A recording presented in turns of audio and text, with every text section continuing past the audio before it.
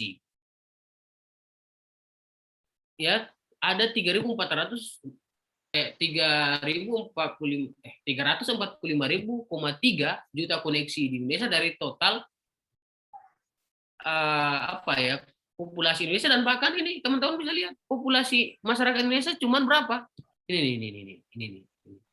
Masyarakat Indonesia cuma berapa? 200 berapa ini? 274,9 juta ya. Sementara pengguna koneksi ya seluler itu sudah 345.000.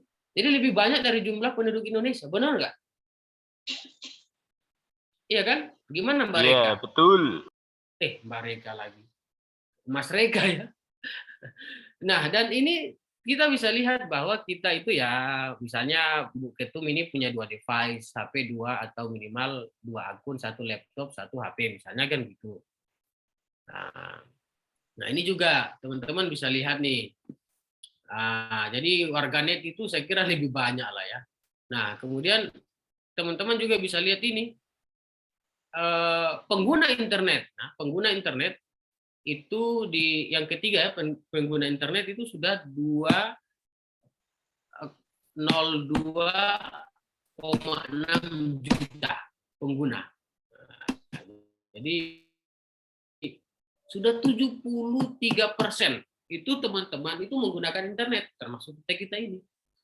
Nah, ini juga soal pelaku atau pengguna media sosial aktif itu sebanyak 170.000,0 pengguna sosial media. Apa saja itu? Ya, itu ada WA, ada Instagram, mungkin TikTok, ada apa lagi?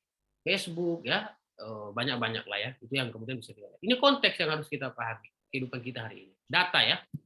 Oke.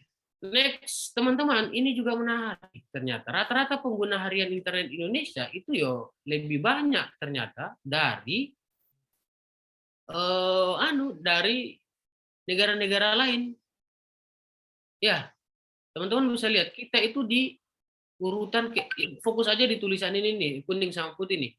Durasi pemakaian internet di Indonesia melampaui rata-rata dunia. Negara ini berada di peringkat 8 perihal durasi terlama penggunaan internet, yaitu 8 jam 52 menit per hari, di mana rata-rata dunia itu hanya 6 jam 54 menit.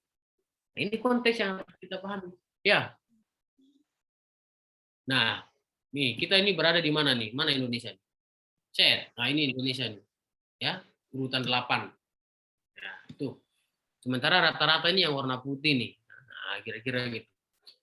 Nah, teman-teman semua, ini konteks yang harus kita sekali lagi pahami bahwa 8 jam sehari, mungkin Bu Ketum juga begitu, gunakan internet. Nah, itu. Mungkin ini rata-rata, tapi mungkin Bu Ketum ini, kita ini mahasiswa tergolong pengguna di atas 8 jam gitu ya. Ada juga di bawah 8 jam, sehingga kalau ditarik rata-rata 8 jam. Nah, kira-kira gitu. Sampai sini bisa dipahami ya, teman-teman ya? Apa bisa masih mengikuti atau sudah tidur semua? Masih, Pak. Ya, paham. Masih. Kita next. Oke, teman-teman semua, ini ya kita bisa melihat. Kita masuk mulai di pembahasan. Tadi sudah membahas konteks, sekarang pembahasan. Apa sih pengertian filsafat? Teman-teman bisa baca sebetulnya banyak sekali sumber, cuman saya di sini kutip salah satu. Teman-teman bisa baca kalau mau belajar filsafat itu di bukunya Jujun, Surya Sumantri ini gitu ya. Filsafat ilmu sebuah pengantar populer. Ini saya kira rekomendasi siapapun yang belajar tentang filsafat, khususnya filsafat ilmu, bisa baca buku ini ya. Nah, pengertian filsafat nanti kita coba lihat. Nah, ada juga buku lain teman-teman. Nah, ini saya kutip dari bukunya Ali Mudofir ya. Ini diterbitkan oleh Gajah Mada Press, UGM Press lah, UGM Press. Ini Kamus Istilah Filsafat dan Ilmu. Nah, teman-teman bisa baca apa istilahnya, apa itu filsafat gitu ya. Mbak Aini, saya minta tolong bacakan bisa?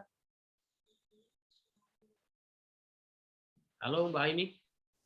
Ya, Oke, minta tolong bacakan dong apa itu filsafat. Mudofir menjelaskan pengertian filsafat. Filosofi filsafat berasal dari bahasa Yunani philosophia, istilah Yunani pilihan, mencintai, sedangkan philos sama dengan teman. Istilah sophos yaitu bijaksana, sedangkan sophia yaitu kebijaksanaan. Apabila istilah filsafat mengacu pada asal kata pilen dan sophos, maka berarti mencintai sifat bijaksana, bijaksana sebagai kata sifat. Apabila filsafat mengacu pada asal kata philos dan sophia, maka berarti teman kebijaksanaan atau kebijaksanaan sebagai benda. Oke, mantap. Makasih Mbak Ani. Kira-kira Mbak Anissa ini maksudnya gimana nih? Bisa nggak dibantu? Bantu jelasin sedikit.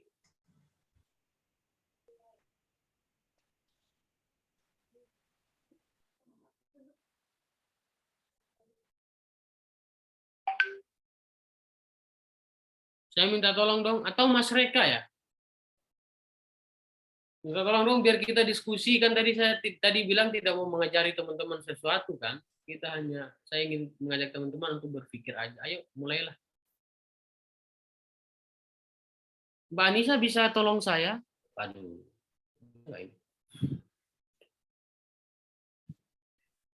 Atau Mas calon ketum cabang? Bantu dong.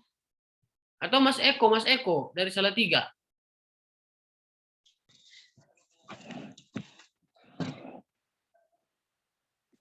Izin Pak Tum. Ya, monggo Mas Eko, ayo. Oh, ya, Kita Pak Tum. belajar bareng lah. Aku nggak paham loh sebetulnya. Ayo. Sama-sama belum paham Pak Tum. Gimana kira-kira Tadi dibacakan oleh Imawati mengenai filsafat itu mengakar ke dua kata yaitu pilen yang artinya mencintai dan philos berarti teman. Sehingga di sini dan sophia itu kebijaksanaan. Nah, di sini dikatakan bahwa arti dari filosofi itu mencintai sifat bijaksana. Di sini sifat bijaksana itu dijadikan sebagai kata sifat. Sehingga ketika kita berbicara tentang filsafat, bukan hanya kita membahas mengenai budaya kritis kita sebagai seorang manusia menggunakan akal pikiran saja, tetapi kita perlu memahaminya secara runtut dan nantinya menemukan sebuah hasil secara bijaksana, bukan hanya dari akal saja, tapi mendapatkan sebuah inti atau hasil yang bisa diterima oleh nalar manusia secara umum seperti itu. Ya. Oke, mantap ya, benar sekali ya. Yang disampaikan Mas Eko ya, betul ya Mas Eko ya, Salatiga. Ya, Ketua. Siap. Nah, ini jadi teman-teman semua secara sederhana bisa kita maknai falsafah atau filsafat itu ini gitu ya. Sehingga dalam tradisi timur itu teman-teman, kalau orang itu dikatakan filosof ya, timur itu termasuk Indonesia, Cina, Arab sana dan negara wilayah bagian timur dunia lah itu, kalau mereka itu sudah mampu memiliki sifat kebijaksanaan dan juga dalam tindak tanduknya itu bijaksana. Itu filosof. Kalau di Indonesia filosof itu mungkin bisa kita lihat sastrawan-sastrawan lama misalnya kayak macam Rangga Warsita gitu ya. Teman-teman bisa pernah melihat sastra kayak gitu. Nah, ini teks dan teman-teman bisa baca di mana saja. Terutama coba cari di buku-buku kredibel ya, punya landasan kutip di kamusnya Ali Mudofir ini. Oke? Filsafat pengertiannya jelas bahwa cinta kebijaksanaan. Baik secara kata sifat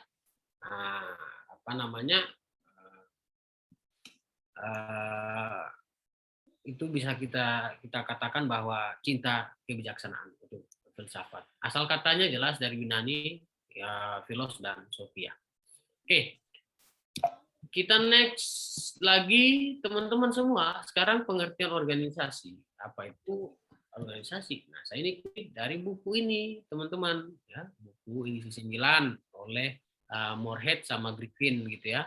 Nah, teman-teman semua, dia secara sederhana bilang gini, organisasi adalah sekelompok orang yang bekerja sama dalam struktur dan ini tipe ya koordinasi tertentu dalam rangka mencapai serangkaian tujuan tertentu. Nah, ini teman-teman jelas bahwa organisasi itu apa? Definisinya apa? Kemarin diminta saya jelaskan definisi organisasi. Ini disampaikan saja, tapi secara lebih detail mungkin teman-temannya itu bisa membaca di banyak-banyak sumber yang lain. Itu ya. Nah, itu organisasi. Sekarang next, kita harus bisa lebih dalam nanti tentang IMM. Memang apa peran IMM? Oke, kalau ini kan saya yang nanya. Oke. Saya minta dong ada di sini yang menjawab. Mas Irul atau Mbak Nisa atau Mbak Miftah, minta tolong dong dibantu. Kira-kira apa peran IMM?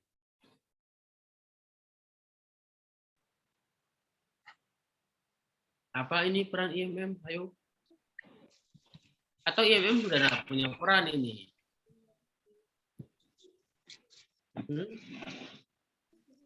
IMM kalau sepakat berarti ya kalau IMM ini sudah tidak punya peran apa-apa? Sepakat nggak?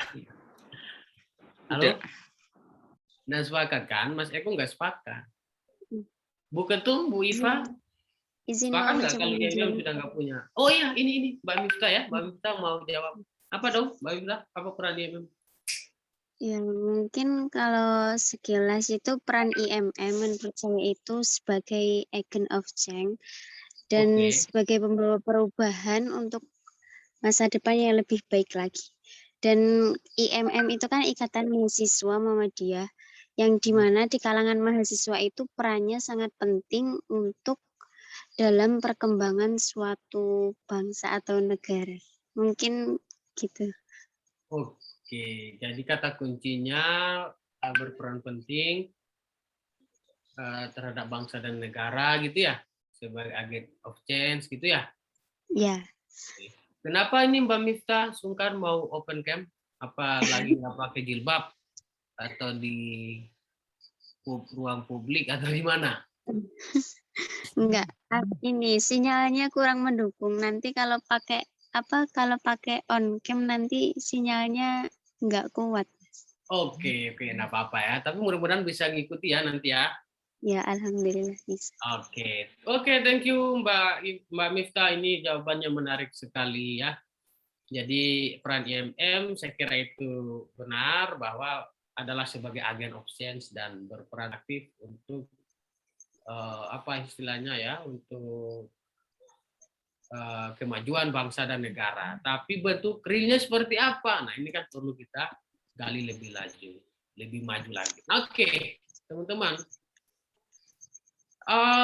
Teman-teman saya kira sudah sepakat bahwa kita itu masih punya peran lah ya untuk mahasiswa itu sendiri, untuk masyarakat, untuk negara, untuk bangsa, untuk agama, untuk Muhammadiyah gitu ya. Itu kita masih berperan banget. Nah, teman-teman, di gambar ini kita akan lanjut ke prinsip dasar. Nanti soal peran IMM akan dijelaskan di prinsip dan dasar organisasi IMM nih. Akan lebih banyak nanti saya ulas di sana. Nah, ini gambar. Teman-teman tahu yang imam itu siapa? Mbak Iva kenal nggak itu siapa yang imam?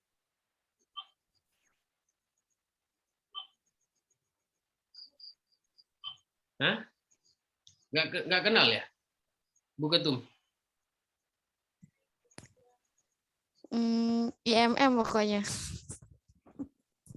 Ya. Belum kenal. Iya, itu saya ya. Itu saya. Nah, yang di tengah baju. Pakai masker Kak, nggak kelihatan. Iya, itu saya waktu jadi imam sholat Jumat di depan kantor wali kota Batu. Nah, ini gambar, ini fotonya Pak Kapolres Kota Batu nih, polisi ini. Ini teman-teman pimpinan dan kader yang ikut masa aksi waktu dulu menentang Omnibus Law. Jadi kita demo waktu itu ya. Saya jadikan background. Nah, teman-teman semua, Jadi apa sebutnya prinsip dasar dan dasar organisasi IMM? Secara tertulis sebetulnya sudah ada ya di Tanfis IMM. Teman-teman saya harap setelah ini juga bisa membaca dan follow up apa-apa yang saya bagikan gitu ya, supaya ada komparasi data, informasi, boleh jadi apa yang saya sampaikan ini keliru, misalnya kan gitu. Ya. Nah, jadi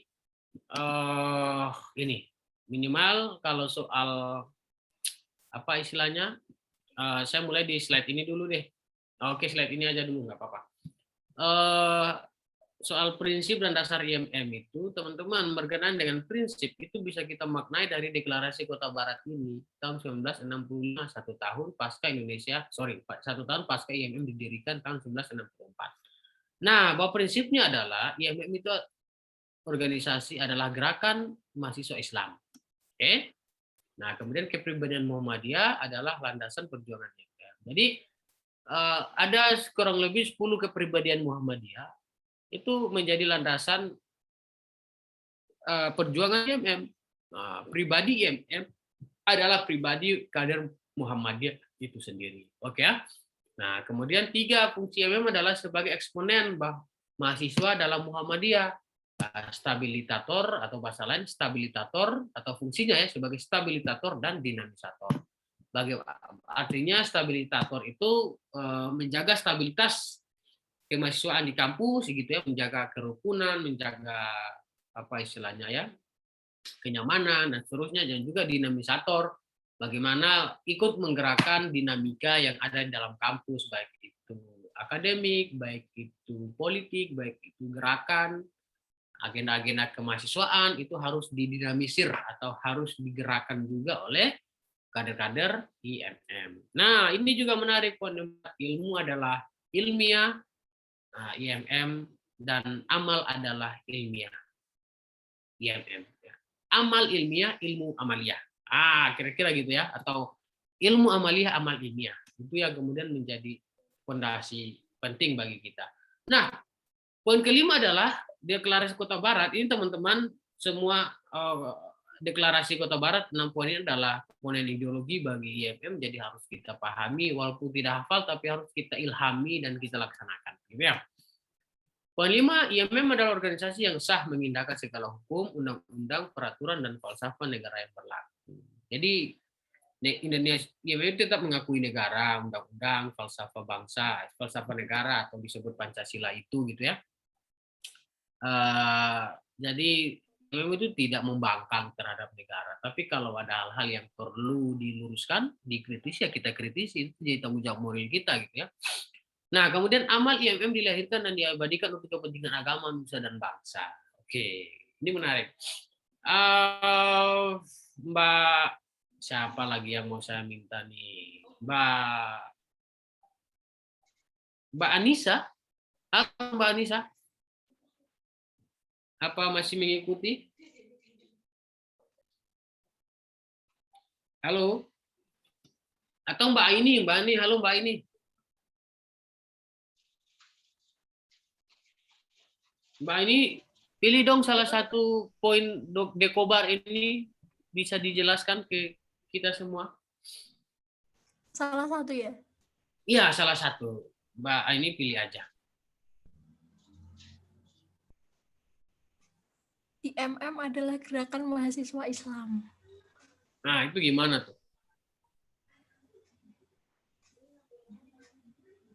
Ikatan Mahasiswa Muhammadiyah adalah gerakan mahasiswa Islam yang anggotanya itu berasal dari contohnya kampus-kampus Muhammadiyah, seperti itu mungkin. Atau kampus umum dan mereka secara mandiri ingin mengikuti Ikatan Mahasiswa Muhammadiyah. Oke. Kalau saya minta jelasin yang poin 4 gimana, Mas Eko? Bisa nggak? Izin Tum, poin berapa Tum? Poin 4. Oke, izin mencoba Pak Tum. Ya, mengenai ilmu adalah amaliyah IMM dan amal adalah ilmiah.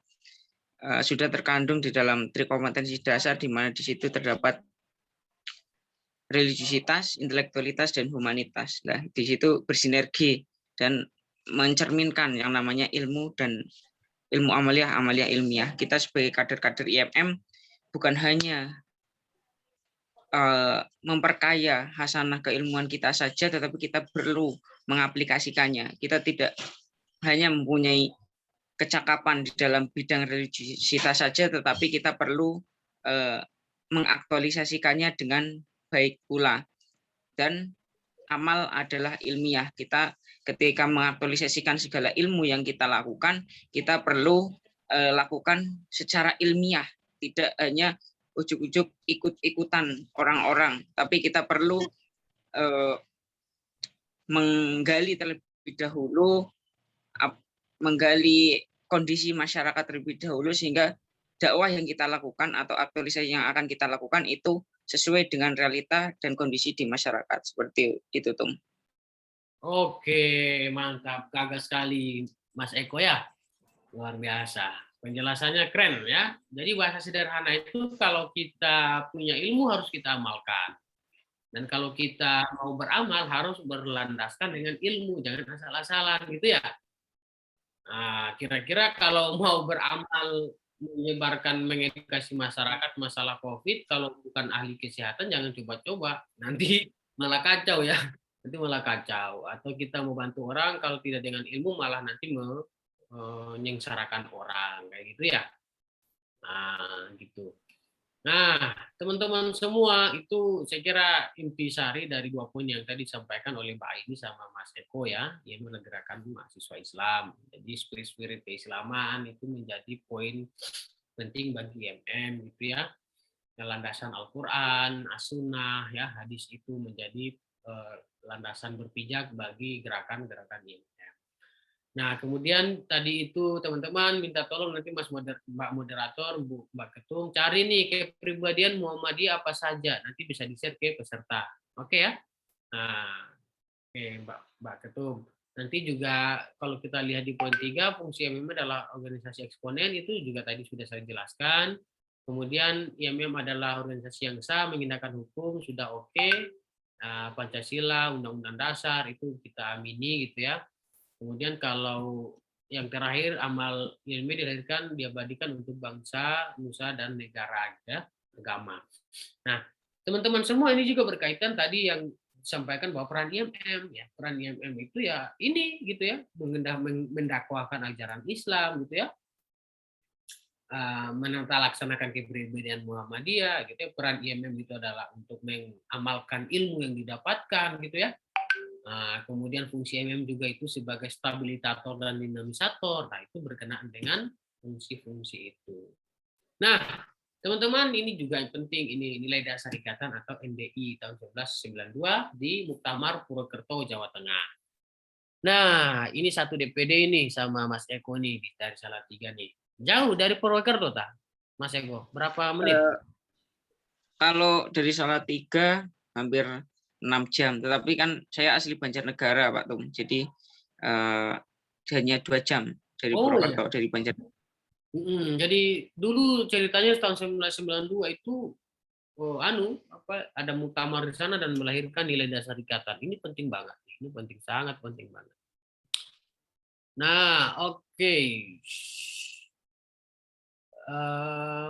Mas Hoirul bisa minta tolong baca? Bisa Mas Hoirul?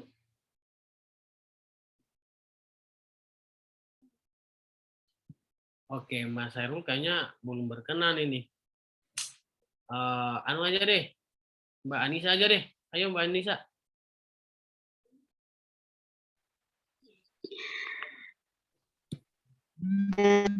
Nilai dasar ikatan atau NDI tahun 1992 di Purwokerto, Jawa Tengah. Yang pertama yaitu IMM adalah gerakan mahasiswa yang bergerak 3 bidang keagamaan, kemahasiswaan, dan kemasyarakatan. Poin yang kedua, segala bentuk gerakan IMM tetap berlandaskan pada agama Islam yang hanif dan berkarakter rahmat bagi sekalian alam. Poin yang ketiga, Segala bentuk ketidakadilan, kesewenang-wenangan dan kemungkaran adalah lawan besar gerakan IMM. Perlawanan terhadapnya adalah kewajiban setiap kader IMM. Poin yang keempat, sebagai gerakan mahasiswa berdasarkan individu, maka kesadaran melakukan syariat Islam adalah suatu kewajiban dan sekaligus mempunyai tanggung jawab untuk mendakwahkan kebenaran di tengah masyarakat. Poin yang terakhir, kader IMM merupakan inti masyarakat utama yang selalu menyebarkan cita-cita kemerdekaan, kemuliaan, dan kemaslahatan masyarakat sesuai dengan semangat pembebasan dan pencerahan yang dilakukan Nabiullah Muhammad SAW. Wah, mantap. Makasih Mbak Nisa. Ini keren sekali ya. Ini keren sekali. Apa istilahnya, nilai dasar ikatan ini menjadi tadi nilai dasar, atau tadi pertanyaan ada apa prinsip dan dasar organisasi IMM. Ini 5 poin yang bisa kita pelajari. Teman-teman minta tolong ini diperdalam sekali lagi ya makna-maknanya ya. Bahwa IMM adalah gerakan mahasiswa yang bergerak di 3 bidang kemahasiswaan ya. Atau kita sebut dengan trilogi: keagamaan, kemahasiswaan, dan kemasyarakatan. Itu trilogi ya. Kalau trikoda apa? Trikoda adalah trikompati dasar, terdiri dari religiusitas, intelektualitas, dan humanitas. Jadi ceritanya trilogi ini adalah lahan garap atau lahan aktualisasi kita.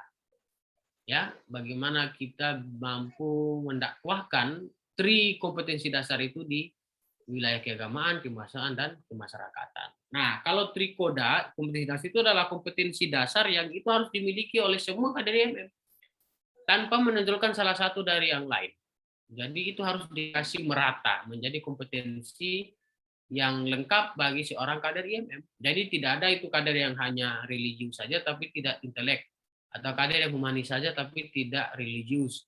Jadi harus menjadi kompetensi yang lengkap bagi diri kader itu. Jadi bertahap berjenjang, kader dasar, madya, paripurna itu harus memiliki kompetensi dengan proporsi yang memadai, gitu ya. Jadi menjadi satu kesatuan itu ya, menjadi kesatuan kompetensi dasar dan diimplementasikan ke poin 1 nilai dasar ikatan. Oke. Poin kedua adalah salah satu bentuk gerakan IMM tetap berlandaskan pada agama Islam yang hanif. Jadi gerakan IMM itu landasannya adalah teologi Islam, agama Islam gitu ya. Nah, berkarakter rahmat bagi sekalian atau rahmatan lil alamin. Jadi tidak sektarian hanya kepada umat Islam saja atau mahasiswa saja, tetapi bagi seluruh sekalian alam ya. Jadi gerakan IMM itu juga harus mengkampanyekan cinta lingkungan ya. Jangan buang sampah sembarangan ya, anti korupsi ya, membela hak minoritas ya, itu harus kemudian kita lakukan sebagai tanggung jawab kita selaku kader IMM itu ya. Nah, juga bentuk ketidakadilan. Nah, ini penting sekali dalam apa ya, dalam prinsip gerakan IMM ini ya, bahwa apapun ketidakadilan, bentuk ketidakadilan, kesebenarnya adalah musuh besar IMM dan perlawanan terhadapnya adalah kewajiban setiap kader IMM.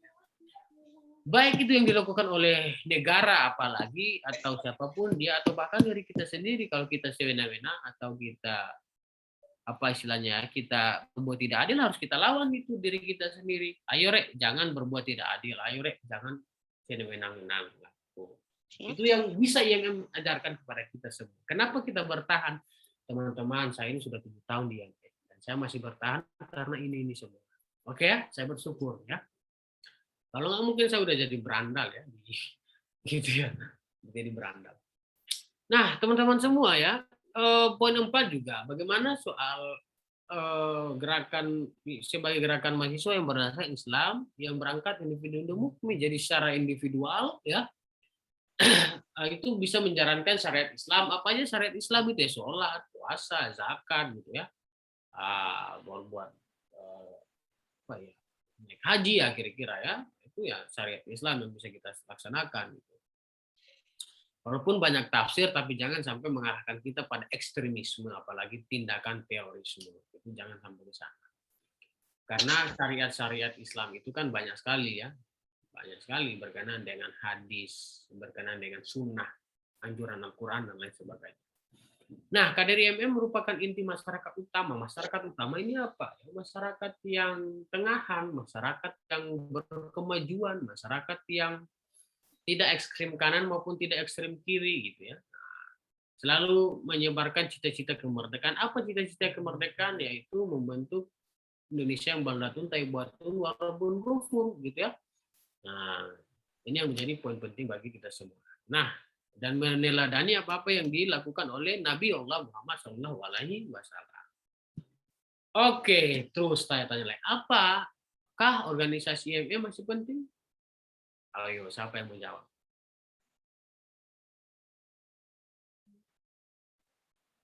Siapa ini yang menjawab? Ayo.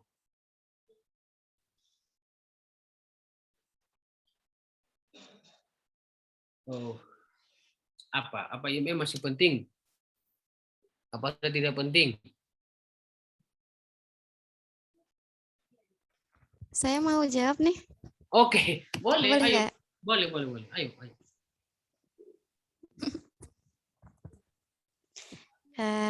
Apakah organisasi masih penting? Nah, ini di lingkup IMM dulu ya.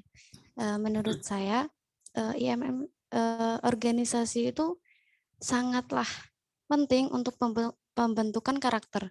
Contohnya gini, kalau orang yang telah mengikuti organisasi dengan orang yang tidak mengikuti organisasi itu, menurut saya sangat jelas perbedaannya. Contoh, saya dulu di Muhammadiyah, IPM, terus setelah kuliah, kalau kita sudah mengikuti organisasi, nah kita untuk bersosialisasi dengan teman yang lain, dengan dosen, dengan organisasi yang lain itu akan lebih memudahkan kita. Sedangkan kalau kita tidak mengikuti organisasi gitu akan cenderung jadi gimana ya, pendiam kayak gitu.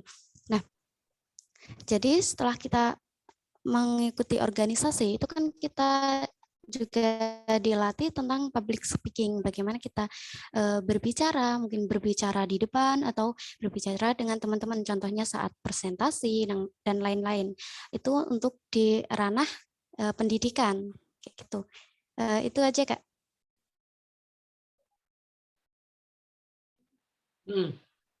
Itu ya. Ada lagi?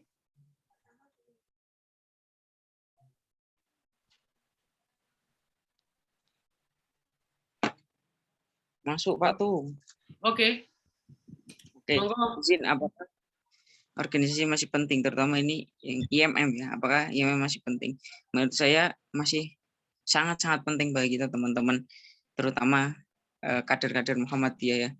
Karena di tujuan IMM mengusahakan terbentuknya akademisi Islam yang berakhlak mulia dalam rangka mencapai tujuan Muhammadiyah, sehingga sampai beberapa tahun ke depan IMM masih sangat dibutuhkan. Nah, tetapi kita perlu mengetahui bersama bagaimana cara kita mengkombinasikan ranah gerak yang sudah dan prestasi yang sudah diciptakan oleh founding father kita yang disesuaikan dengan kondisi keadaan zaman, sehingga IMM sangat penting terutama di masa pandemi ini dan di era seperti sekarang, sangat penting sekali. Oke, makasih Bu Ketum dan Mas Eko. Teman-teman semua ya, benar sekali, saya juga mengakui ya bahwa IMM masih penting. Waduh, kalau nggak penting udah bubar kita ya. Udah bubar, udah nggak penting kita jadi kader. Tapi ya sekali lagi bahwa IMM saya harus katakan bahwa masih sangat penting kehadirannya di bangsa dan negara dan persyarikatan Muhammadiyah ini ya. Nah, mari kita lihat. Oke, kalau begitu, kalau begitu kan bisa kita lihat ini. Kenapa pembahasannya ke sana? Ke SWOT kita bisa lihat karena pembahasan kita itu kan di sini. Pembahasan kita itu di sini. Oke, ini. Nah, pembahasan kita di sini. Apa tadi itu peran IMM? Oke. Organisasi ber-IMM gitu ya, peran IMM, kemudian organisasi. Nah, ini teman-teman, saya ingin membagi skill kepada teman-teman bagaimana kita bisa menggunakan SWOT ya, menggunakan SWOT. Nah, untuk kemudian mengidentifikasi bahwa benar-benar IMF ini masih penting gitu ya. Kalau kita mampu kemudian bisa menyatakan secara tegas bahwa kepentingan kita itu seperti apa. Gitu. Nah, teman-teman, ini SWOT, analisis SWOT atau disebut juga SWOT analisis. Jadi terdiri dari strength, kekuatan, kemudian weakness, kelemahan, opportunity, kesempatan, dan threats itu adalah tantangan. Oke ya? Jadi ini yang menjadi apa istilahnya ya? Menjadi alat kita untuk kemudian mampu menganalisis apa istilahnya ya, kebermanfaatan kita selaku kader-kader IMM juga IMM secara kelembagaan gitu ya. Kita bisa menganalisis bahwa kemampuan itu advantage-nya apa gitu ya. Apa istilahnya ya. Kelebihan kita apa, keahlian kita apa, keunggulan kita apa, kemudian kapasitas apa, kapabilitas kita apa, sumber kita atau apa saja, resources gitu ya. Nah, kemudian kita bisa kekuatan kita ini apa aja, kemudian kelemahan kita ini apa aja gitu ya. Apa ya, ketidakmanfaatan atau tidak untungnya di mana ya, vulnerabilities itu di mana, kemudian batasan kita di mana, limitation kita di mana, kemudian opportunities atau kesempatan, change kita di mana, kesempatan, development, apa istilahnya ya, pengembangan kita ada di mana, kemudian benefitnya apa, kira-kira gitu ya, peluang itu opportunities ya, change itu kesempatan, benefit itu manfaatnya di mana, kira-kira gitu. Kemudian threats, nah threats ini kalau weakness dan opportunities itu berkenaan dengan aspek eksternal dari diri kita.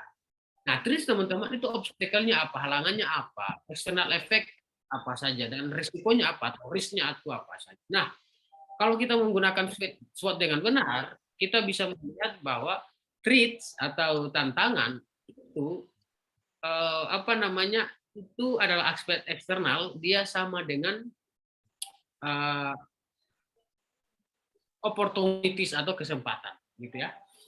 Nah, sedangkan kekuatan dan kelemahan itu adalah aspek internal.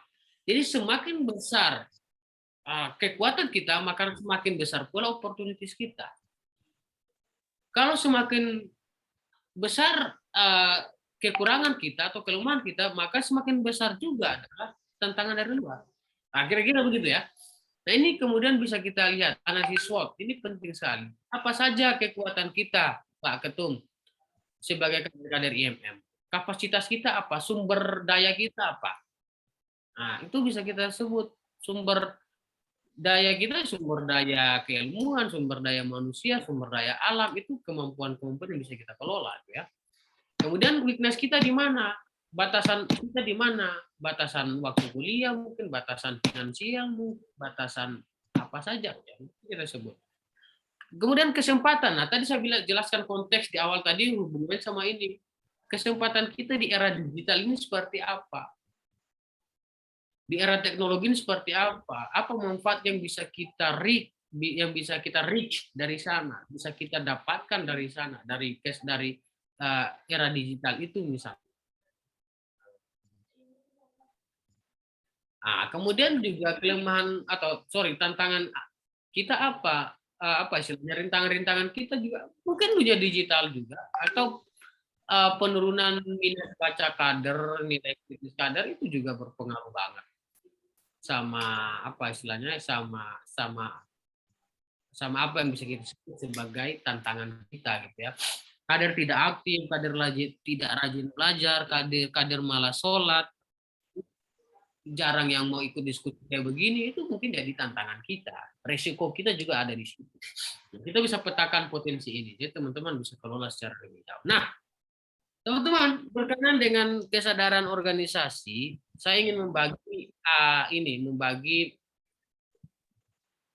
satu teori yang disampaikan oleh Bapak ini. Teman-teman tahu ini siapa? Mungkin Mas Eko kenal ini siapa? 21.39. Hah? Ini siapa? Bapak yang berkacamata ini? Nah, Hah? Siapa? Oke, belum paham. Mbak moderator kenal? Yang bicara kesadaran kritis siapa? Kesadaran kritis harus kita bawa dalam ranah organisasi. Ya. Kita harus kritis menjadi seorang kader sebagai seorang organisatoris. Nah, ini siapa? Ini adalah Paulo Freire. Nah, ada yang pernah dengar nama Paulo Freire? Reka Windy Ananta. Sepertinya mau ngomong.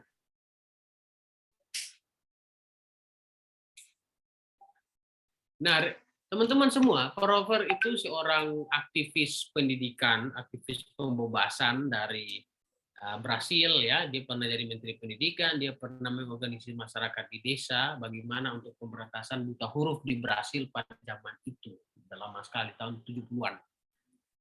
Dia berbicara soal konsep kesadaran. Jadi menurut Paulo Freire itu teman-teman, jadi kesadaran itu ada 3 tahap, dan kita harus sampai kepada tahap 3 atau tahap paling tinggi dan tahap paling penting. Ya, apa saja itu? Pertama ada kesadaran magis. Jadi kesadaran magis menurut Paulo Freire itu adalah kesadaran yang kita itu sebetulnya tidak sadar kalau kita bicara soal kesadaran magis. Sesuatu magis kayak macam apa ya? Kayak makhluk halus lah kira-kira gitu. Atau hal-hal yang apa ya, yang tidak bisa dinalar ya, magis pokoknya. Kayak sulap bim salabim lah kira-kira. Itu bahwa kita itu karena kita tidak tahu maka kita mungkin kesadaran magis itu secara sederhana adalah kita tidak tahu bahwa kita itu tidak tahu. Ah itu gimana? Kita tidak tahu bahwa kita tidak tahu. Bahwa saya tidak tahu bahwa saya ini tidak pintar, saya ini tidak tahu bahwa saya ini tidak bisa, saya tidak tahu bahwa saya ini bodoh misalnya. Saya tidak tahu bahwa saya ini tidak bermanfaat misalnya. Atau bahkan saya tidak tahu bahwa saya ini pintar, saya tidak tahu bahwa saya ini bermanfaat misalnya kayak itu kita tidak tahu. Jangan sampai kita di organisasi itu begitu. Jadi kondisi kesadaran magis itu kondisi ketidaksadaran kita. Bahwa kita anggap ini semua baik-baik saja, biasa-biasa saja, tidak ada masalah sama sekali, itu adalah kesadaran magis. Nah, tahap kedua adalah kesadaran kritis. Minta tolong nanti Mbak Ketum, Mbak Moderator bisa dicatat ya. Kesadaran kedua itu adalah kesadaran naif. Kesadaran naif itu bahwa sederhananya kita sudah tahu apa masalahnya. Kita sudah tahu bahwa kita tidak bisa, kita tidak pintar, kita tidak bla bla bla bla dan segala macam. Tapi kita tidak melakukan apa-apa. Tidak bisa menulis, tidak belajar menulis, tidak bisa membaca, tidak mau belajar membaca. Nah, kira-kira begitu. Itu kesadaran naif. Jadi orang-orang yang naif gitu loh. Sudah tahu masalahnya di situ, tapi mau ngulang aja. Bahkan menjadi pelaku kesalahan itu. Kesadaran naif. Nah, kalau kesadaran kritis, itu tahap yang harus kita reach sebagai seorang kader IMM, sebagai komponen masyarakat, sebagai kaum intelektual. Kesadaran kritis adalah bagaimana kita mampu memahami persoalannya apa dan mampu melakukan satu langkah atau beberapa langkah untuk menyelesaikan persoalan yang ada. Tergantung dengan proporsi tantangan, juga peluang, juga kompetensi yang kemudian kita miliki. Jadi kalau kita misalnya tahu bahwa persoalannya bahwa kita ini lapar, maka kita harus makan. Bahwa kita tidak tahu masalahnya, maka solusinya yang harus kita ambil adalah kita harus belajar. Nah itu jadi kesadaran kritis. Bahwa IMM ini apa masalahnya IMM sekarang? IMM sekarang itu ya kadernya malas-malas. Ya bagaimana supaya kadernya rajin-rajin? Kita buat program, ajak mereka ngopi, ajak mereka membaca, ajak mereka beragenda, beracara. Nah itu yang bisa kemudian kita lakukan. Ya, teman-teman semua. Jadi itu kesadaran kritis yang kemudian harus kita capai sebagai seorang kader IMM. Nah, ini 21st Century Skills juga menjadi tambahan teman-teman. Saya hanya menjelaskan secara singkat yang digagas oleh Michael Fullan, juga Mike Geoff Scott. Mereka melakukan riset kolaborasi. Michael Fullan orang Kanada, Amerika Utara sana. Kemudian Geoff Scott orang Australia. Mereka melakukan riset dan menemukan bahwa sebetulnya yang dibutuhkan di abad 21 ini, yang sudah dimulai sejak tahun 2000 ini, 2014 mereka melakukan ini. Dan mereka menyatakan di 21st Century Skills, dalam dokumen white paper-nya itu, the pedagogis, new pedagogies for deep learning, jadi ini bermanfaat juga saya kira untuk pengajaran di IMM, itu mereka mengatakan begini, the world will not be run by genius, but rather by people you can count on. Jadi dunia ini akan dijalankan bukan oleh orang jenius, tetapi lebih kepada orang yang dapat Anda percaya. Nah, ya, rather by people you can count on, dapat dipercayai, dapat diandalkan. Yang mana nilai kejujuran, orang yang punya kompetensi itu yang kemudian bisa menjalankan dunia ini, bukan orang-orang jenius gitu ya teman-teman. Jadi mereka mengkonsep 6 skill abad 21 atau 6 CS. Teman-teman mungkin biasa dengar 4C ya. Jadi ini ada pengembangan yang disebut dengan 6C. Nah, 6C itu apa saja? Kita bisa lihat di sini. Nah, kita bisa lihat di sini. Teman-teman semua, ini 6C itu adalah karakter, citizenship, collaboration, communication, creativity, dan critical thinking. Pertama karakter. Di era yang tadi saya bilang teknologi digital, era informasi atau era apapun inilah namanya ya. Kita ini notabene-nya milenial, di generasi Z. Juga ya, yang muda-muda sudah mungkin ya di generasi Z yang angkatan 2015 sampai 2000 terbaru 2020 itu ya generasi Z. Mungkin saya ini masih milenial atau bahkan sudah jadi saya tidak tahu kan.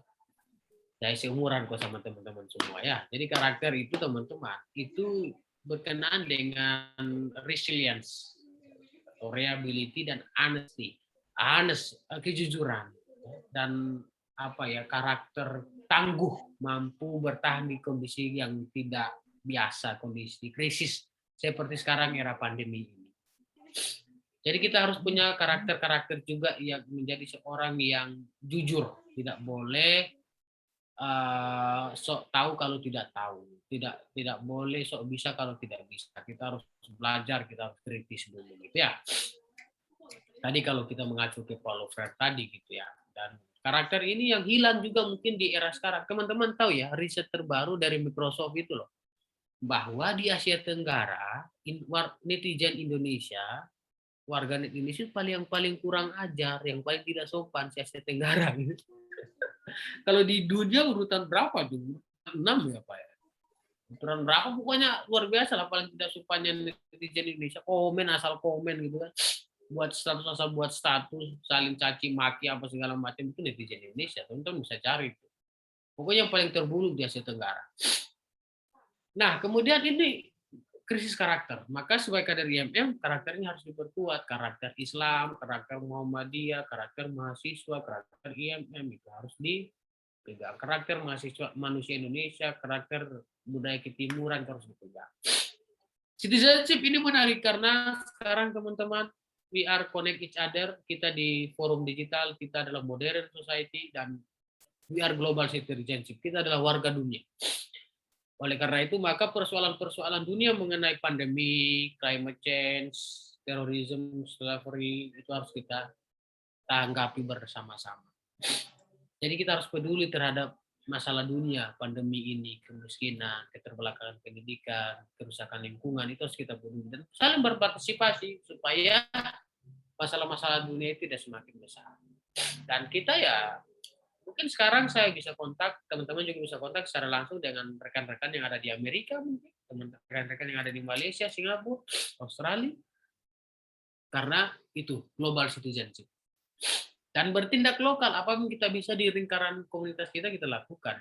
Masalah dunia berkenaan dengan corona misalnya, itu bisa kita atasi dengan bagaimana di komunitas kita jaga jarak, pakai masker, cuci tangan, misalnya gitu. Bertindak lokal dan berpikir global itu juga bagaimana berkenaan dengan teroris, ya kita harus jangan jadi orang yang ekstrim gitu lah, kira-kira gitu. Sorry. Nah, yang ketiga adalah collaboration. Kita punya keahlian masing-masing, tapi kalau tidak dikerjasamakan, tidak digotong royongkan, tidak di connect each other, maka kita tidak bisa melakukan apa-apa karena kita tidak bisa sendiri.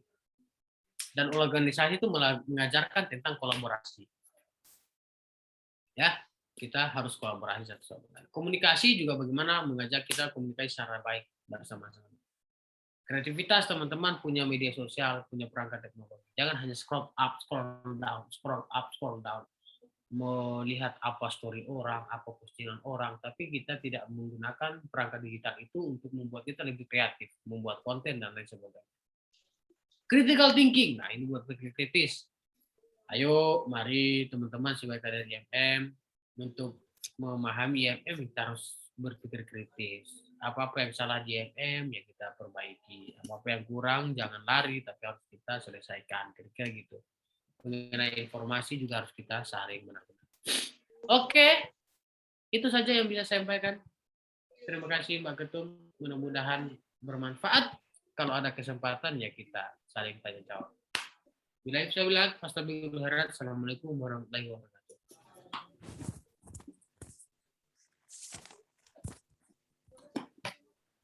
Acara yang selanjutnya yaitu sesi tanya jawab. Bagi peserta yang mau bertanya, silakan buka ini suaranya dan juga bisa gambarnya juga ya. Saya persilakan untuk kawan-kawan yang mau bertanya.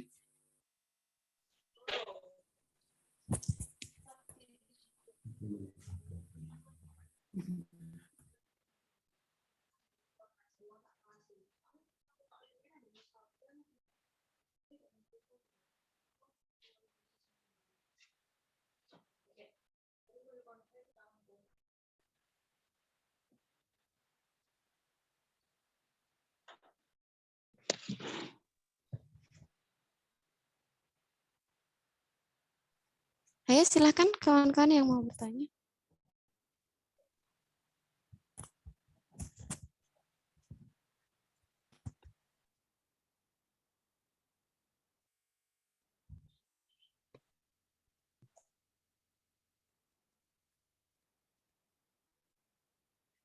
Kalau belum ada, saya awali aja ya.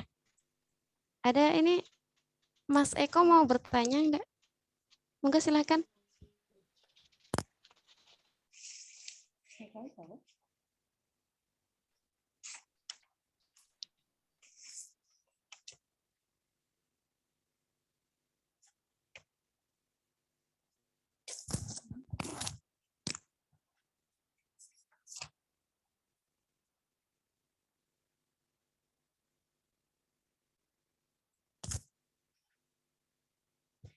Kalau belum, saya awali bertanya dulu ya. Boleh nggak ini pemateri?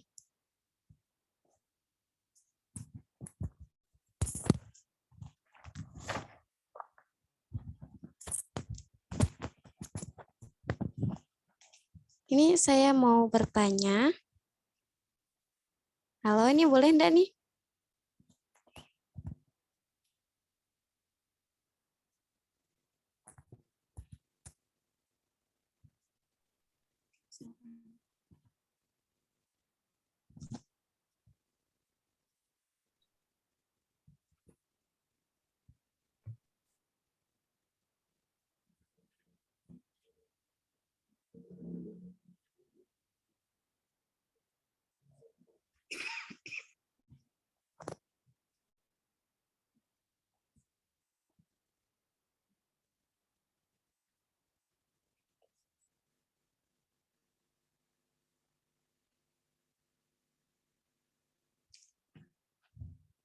Halo, Mas pemateri.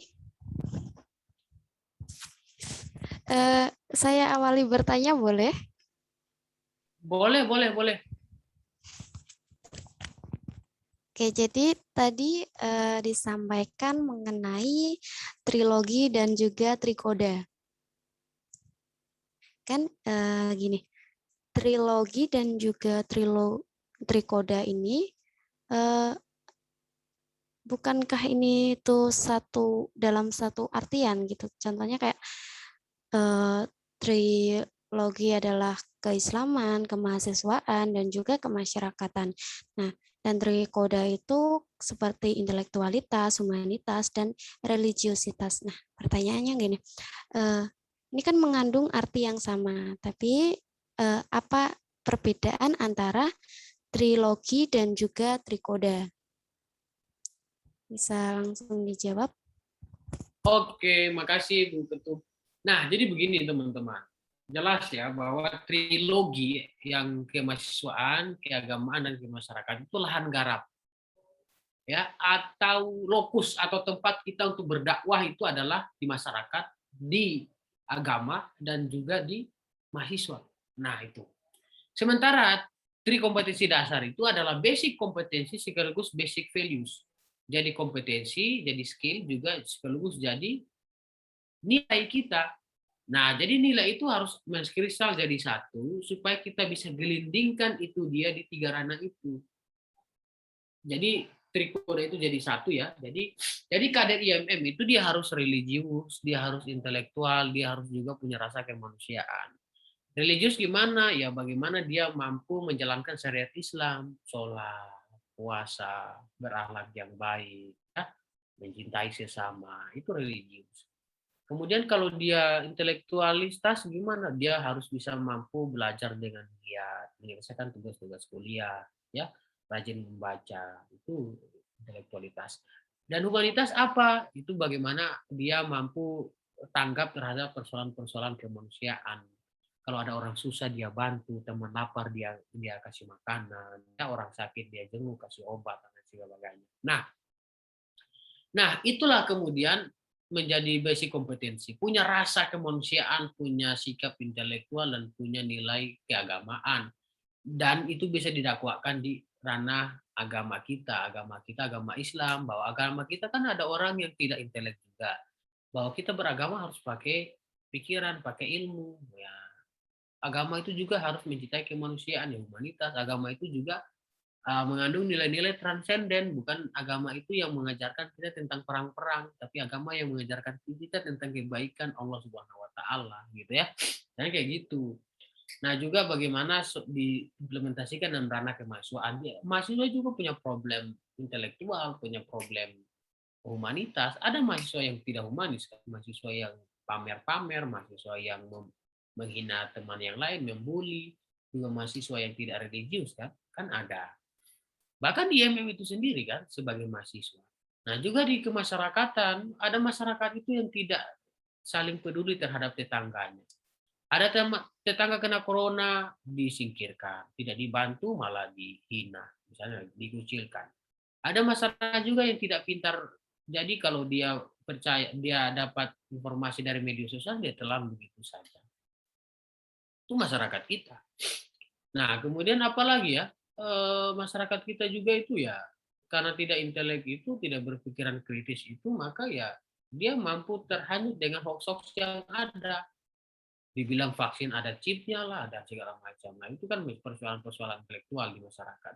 Juga masyarakat kita kan ada yang tidak religius, tidak bisa memaknai agama dengan baik, masih percaya tahayul ya, masih menyembah pohon, masih ada. Ya kan? Masih masyarakat kita ada yang tidak sholat walaupun mereka Islam. Nah, itu bagi saya itu tuh yang bisa kita maknai dari apa bedanya trikoda dan trilogi. Trikoda itu adalah kompetensi dan nilai, sementara trilogi itu adalah lahan garap. Thank you Bu Ketum, pertanyaannya keren, semoga menjawab. Jadi itu tidak langsung dipisahkan ya, bahwa religiositas itu religiositas itu keagamaan, intelektualitas itu kemahasiswaan, humanitas itu kemasyarakatan, bukan gitu. Yang pisah itu adalah trilogi, tapi yang jadi satu itu adalah trikoda, kira-kira gitu. Oh, seperti itu. Terima kasih untuk jawabannya. Jadi untuk teman-teman yang mau bertanya, saya persilahkan ya. Atau sudah paham semua? Kalau sudah paham nanti dilanjutkan belajar sendiri.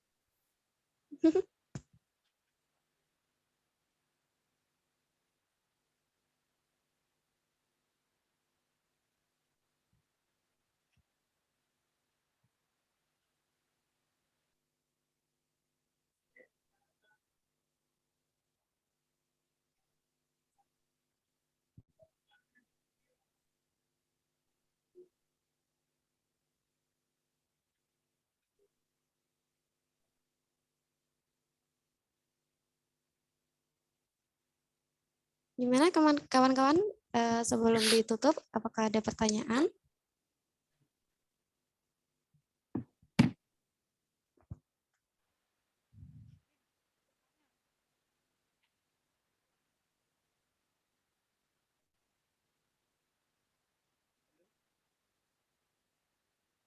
Mas aku mau nanya itu, cuman kok nggak dengar kita. Izin tanya Pak Ketua.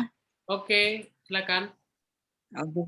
Gini Pak Ketua, di era pandemi seperti ini, kegiatan diskusi dari teman-teman IMM tidak memungkiri kita baru bisa menggunakan media Zoom, Google Meet, dan sebagainya. Kita belum bisa mengajak kader-kader kita untuk berbincang secara offline. Nah, ketika ada suatu diskusi melalui Zoom, Google Meet, dan sebagainya, ada beberapa kalangan kader yang merasa bahwa kegiatan-kegiatan ini cukup membosankan karena kita sudah terbebani dengan kegiatan daring dari kampus dan kita melakukan kegiatan-kegiatan di IMM seperti itulah. Padahal kajian-kajian yang kita lakukan itu cukup penting seperti itu diketahui oleh teman-teman. Bagaimana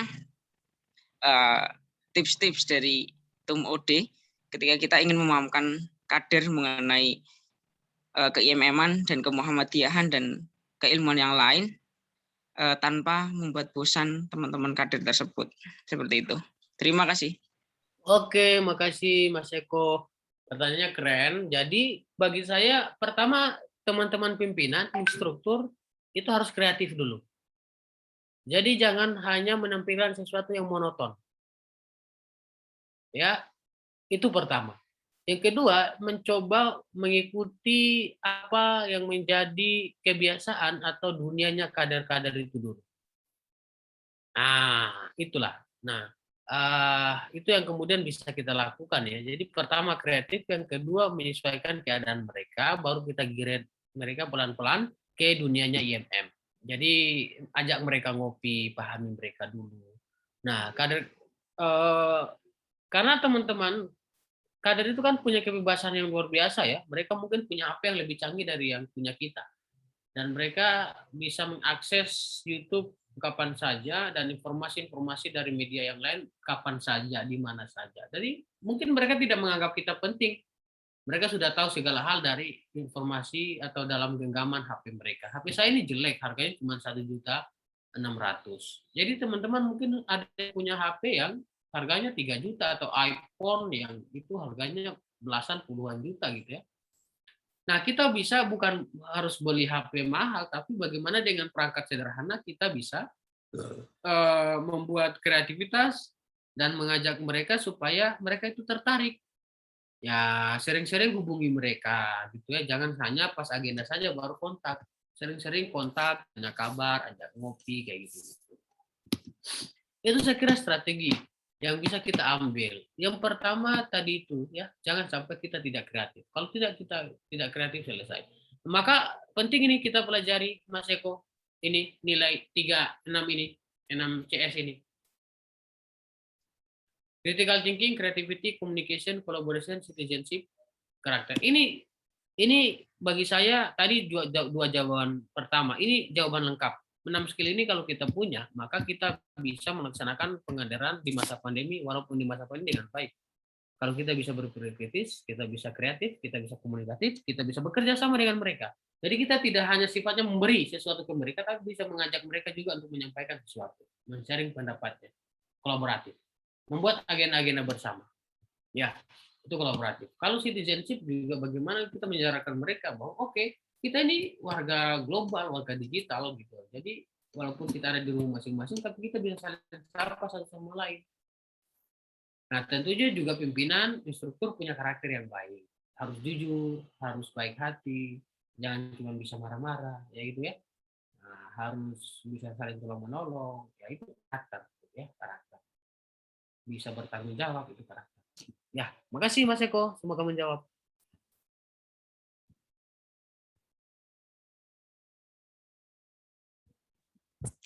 Selanjutnya ini ada pertanyaan tadi lewat WhatsApp karena mungkin malu-malu. Jadi pertanyaannya gini, tadi pas dijelasin tentang organisasi itu penting nggak sih? Itu tadi ada yang sinyalnya mungkin pas pada saat itu jelek. Jadi mungkin pengen dijelasin kembali ya apa itu, apakah organisasi itu penting. Nah itu pertanyaannya tadi. Bisa langsung dijawab. Apakah organisasi itu penting? Teman-teman, kita ini hidup itu bahkan sudah langsung lahir ini, nyeplos ke dunia ini sudah menjadi bagian daripada organisasi. Organisasi terkecil itu kan keluarga kita, baik bapak, ibu gitu kan, itu juga adalah bagian lingkup organisasi terkecil dalam hidup kita gitu ya, kakak adik gitu ya.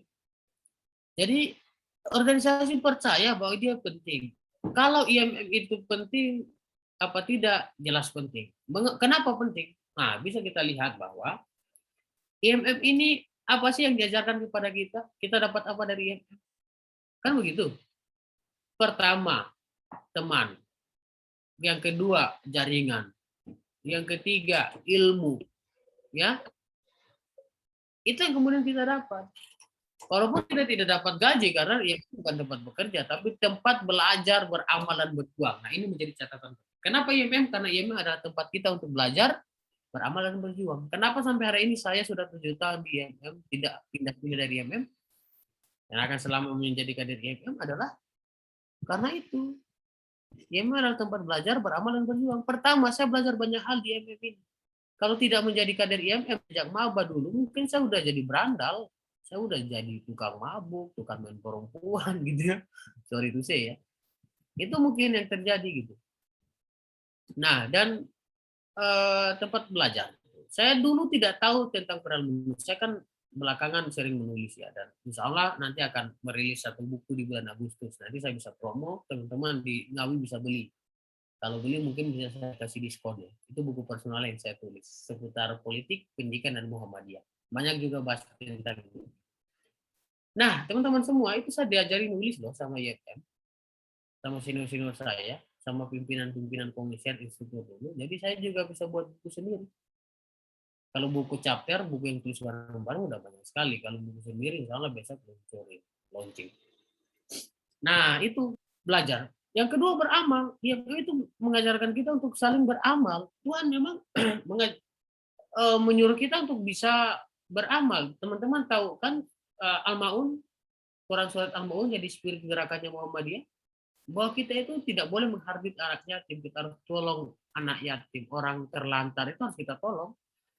Dan dia memang mengajarkan kita untuk saling tolong menolong. Lihat itu kita, kalau rakyat sengsara kita tolong rakyat, ada banjir kita misalnya apa istilahnya ya galang dana gitu kan, pemerintah tidak berpihak ke masyarakat kita protes. Itu soal bagaimana kita bisa beramal dan berjuang. Berjuang apa? Melawan segala macam kemungkaran dan kesewenang-wenangan. Itu nilai yang kemudian kita pegang. Ya, kan kita sering berbuat sewenang-wenang. Sewenang-wenang hanya itu waktu sholat kita semena-mena tidak mau sholat. Kita membuat kemungkaran. Kita sudah tahu barang ini jelek, tapi kita lakukan. Nah, itu harus kita lawan dalam diri kita juga terhadap apa yang dilakukan oleh orang lain. Itu dengan cara-cara yang baik. Jadi jangan karena kita kita membuat kemungkaran kita tidak maka bunuh diri saja. Oke, jangan. Oke, orang lain berbuat kemungkaran, orang lain berbuat tidak adil maka kita bunuh mereka saja. Jangan. Itu cara-cara yang tidak yang kemudian tidak dianjurkan atau dilarang. Ya. Jadi itu kenapa pentingnya organisasi. Gitu ya. Mengajarkan kita untuk belajar, beramal dan berjuang. Teman-teman, IMM ini benteng. Kenapa IMM penting atau organisasi penting? IMM benteng bagi saya. Saya kalau tidak diarahkan sama IMM, maka mungkin saya tidak menjadi orang yang seperti teman-teman lihat sekarang. Oke, makasih atas pertanyaannya. Dari siapa tadi, Mbak Moderator?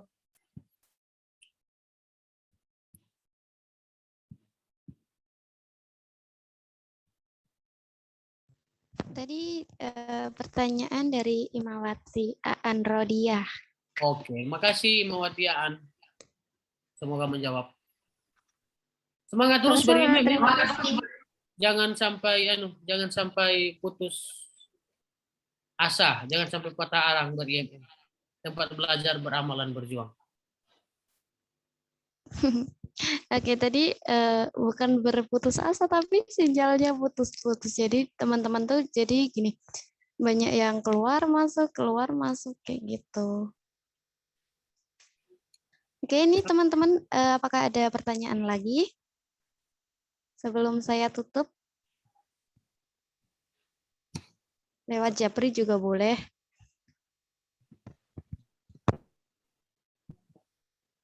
Mungkin sudah tidak ada ya Bu Betum ya. Ya, Nanti kalau mau tanya-tanya, sharing-sharing bisa hubungi saya lewat IG. Kita bisa saling. Lagi Pak Tum. Kenapa Mas Eko? Pertanyaan satu lagi Pak Tum, kalau boleh. Oh iya, monggo. Kalau diperkenalkan sama Mbak Moderator, monggo. boleh, monggo silahkan. Oke, mungkin bentar. Ya, mungkin terakhir bagaimana rekonstruksi falsafah organisasi IMM yang dibawa oleh founding father kita untuk bisa diterapkan oleh kita kader-kader IMM di masa sekarang, seperti itu Pak Ketua. Oke. Rekonstruksi falsafah IMM. Teman-teman semua, bahwa IMM ada pergeseran, ada degradasi mungkin iya ya, karena tantangan semakin berat dan kita kemampuan para kader itu tidak terlalu bisa untuk menatap tantangan-tantangan sekarang.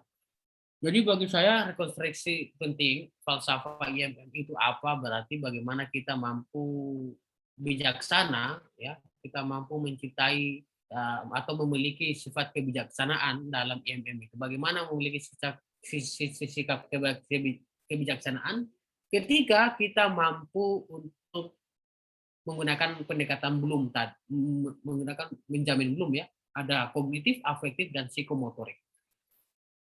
Kognitif itu berkenaan dengan kognisi, keilmuan, pengetahuan. Afektif itu soal rasa, soal roso ya, soal naluri batin kita. Kemudian soal afektif itu soal afeksi itu soal sikap kita ya, dan psikomotorik itu soal tindakan kita, soal tingkah laku, soal praktik-praktik kerja nyata kita.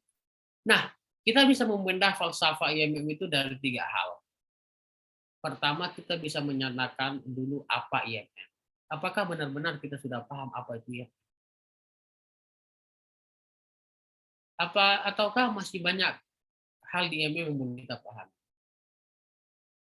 Apakah karena di IMM itu ada trikoda, trilogi, nilai dasar ikatan, dekobar, dan lain-lain, apakah kita sudah paham? Tanggung jawab IMM, fungsi dasar IMM udah kita paham, jadi kita bahas, kita udah paham. Apa? Berkenaan tentang apa? Pertanyaan berikutnya adalah bagaimana? Bagaimana kemudian untuk kita paham apa itu IMM? Atau bagaimana IMM itu sendiri? Untuk memahami IMM kita harus ngapain? Kita harus belajar, beramal, dan berjuang. Atau bagaimana? Pertanyaan terakhir, bagaimana itu IMM? Atau untuk apa itu IMM itu hadir? Sudah tahu apa belum bahwa IMM hadir untuk apa? Mengapa?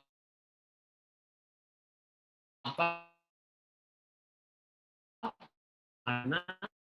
Untuk itu pertanyaan filosofis. Ya, IMM sebagai satu ilmu, maka kita bisa lihat ada aspek ontologis, ada aspek aksiologis. Ontologi IMM itu sudah paham belum IMM itu apa? Ada kayak gitu. IMM ada apa saja? Ontologis. Epistemologis, bagaimana kita memahami IMM itu? Atau bagaimana mekanisme IMM bekerja? Itu epistemologis. Metode yang digunakan IMM seperti apa? Metode yang kita gunakan untuk memahami IMM itu apa? Metode yang kita gunakan untuk melaksanakan nilai-nilai dalam apanya IMM itu bagaimana? Kemudian fungsi atau kegunaan daripada dari nilai dan apa yang kita laksanakan di IMM itu apa? Apakah bermanfaat untuk diri kita dan orang lain? Atau bahkan menghancurkan diri kita dan orang lain? Nah, itu harus kita rekonstruksi di wilayah-wilayah pertanyaan.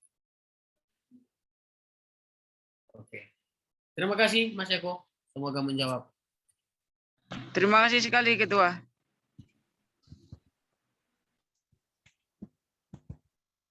Sebelumnya saya ucapkan terima kasih kepada pemateri yang telah memberikan materi yang sangat luar biasa, dan saya harap hari ini bisa teman-teman untuk kedepannya bisa lebih aktif lagi, dan jika hari ini lebih buruk dari hari kemarin, maka kita termasuk orang-orang yang celaka, dan juga ketika hari ini sama dengan hari yang kemarin, maka kita adalah orang-orang yang merugi.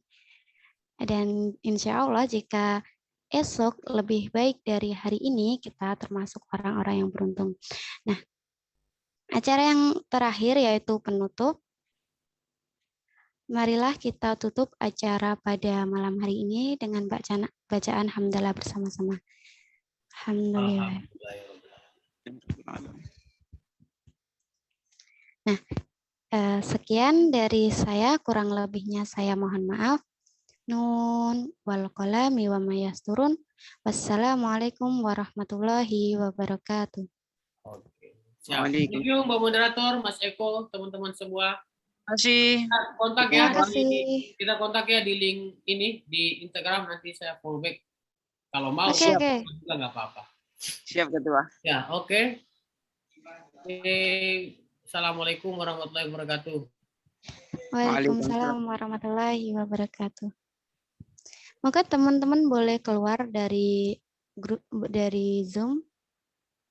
Izin Ketua keluar. Assalamualaikum. Waalaikumsalam.